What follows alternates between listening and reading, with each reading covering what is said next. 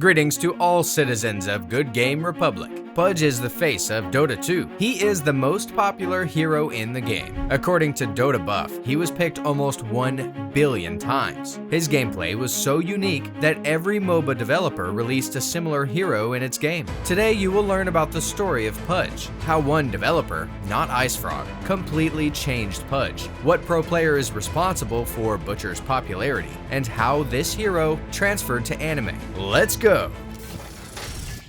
Dota AllStars. Pudge's origins can be traced back to more than 20 years ago to Diablo 1, classic action RPG from Blizzard Entertainment. The Butcher was your first quest in Diablo and your first boss encounter, in a section of the game that's about learning the mechanics and exploring the world. Blizzard, with a bold game design move, at least in the mid-90s, designed that first encounter for you to lose. The Butcher killed you in just a few whacks of his meat cleaver. The only recourse was to run away, go deeper into the dungeon, and come back to defeat him when you became strong enough. The arching design idea was to give players freedom by allowing them to fail at the first stages of the game. The idea sounds quaint now, but this experience was part of what made Diablo the landmark ARPG of the era. In Dota AllStars, Pudge was named Pudge, the Butcher. Dota's heroes borrowed designs and lore from other Blizzard franchises, and with Warcraft 3's Abomination character model, it was natural to import the Butcher from Diablo 1. Unlike the Butcher, the Abomination's character model was more of an undead golem, donning multiple limbs than a humanoid. He still had the cleaver and meat hook. Interesting fact. Back in 2003, when Pudge was first released, he was a completely contrary hero. As Nykus, the developer of Dota, who was working on the game mode after Ginsu, and before Icefrog, told that well-known Butcher was the second version of the hero. His first incarnation was a summoner pusher. He had the ability to store corpses like a meat wagon, and then raise them. However, his ultimate was probably the most broken spell ever in Dota, Carrion Flies. The flies were a small, weak summon that were able to raise more of themselves. This would unfortunately result in Pudge being able to push an entire lane. It was Nykus who added Pudge's new ability, Meat Hook, that would change the story of Butcher and MOBA games beyond recognition. Probably the developer borrowed the idea from Scorpion from Mortal Kombat. Nevertheless, if there were no Nykus, who knows? Maybe Pudge and Dota future were completely different. Dota 2. When Valve announced Dota 2 and the first International, there were only 46 heroes in the game. One of them was Pudge. Dota 2's version became an amalgam of the hero's past. He lost his extra limbs, but was still undead, disemboweled, and rotting. Though he was no longer the Butcher, he still had the cleaver, meat hook, and apron. Everyone could put the pieces together. Here's how Valve presented Pudge in a game. In the fields of endless carnage, far to the south of Pudge, a corpulent figure works tirelessly through the night, dismembering, disemboweling, piling up the limbs and viscera of the fallen, that the battlefield might clear by dawn. In this cursed realm, nothing can decay or decompose. No corpse may ever return to the earth from which it sprang, no matter how deep you dig the grave.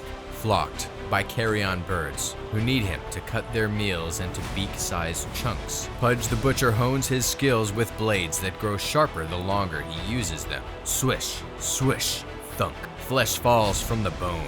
Tendons and ligaments part like wet paper. And while he always had a taste for the butchery, over the ages, Pudge has developed a taste for its byproduct as well. Starting with a gobbet of muscle here, a sip of blood there. Before long, he was thrusting his jaws deep into the toughest of torsos, like a dog gnawing at rags. Even those who are beyond fearing the Reaper fear the Butcher.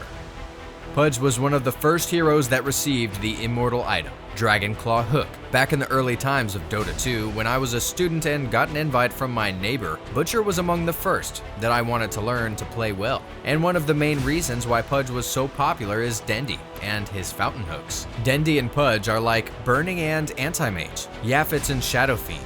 These heroes and pro players are connected. It's certainly an odd pairing, as Pudge was nowhere near as strong as he is today. He had obvious weaknesses, but for the few things he was good at, Dendi and Navi were able to extract the most out of more than any other team. Because of Pudge's weaknesses in previous metas, Dendi's playing Pudge felt more like a selfless ode to Dota fans. He was willing to risk his team's chances to win for the sake of entertaining the crowd. It could have been seen as disrespectful of opposing teams to do so, except Dendi found success with the hero. It looks cool even now, when we have a big variety of items on Butcher. Interesting fact, the set has an Easter egg. Pudge wears a puppet of Dendi on his belt. And before we continue, consider the possibility to support us financially via Patreon or PayPal. All details will be in the description below.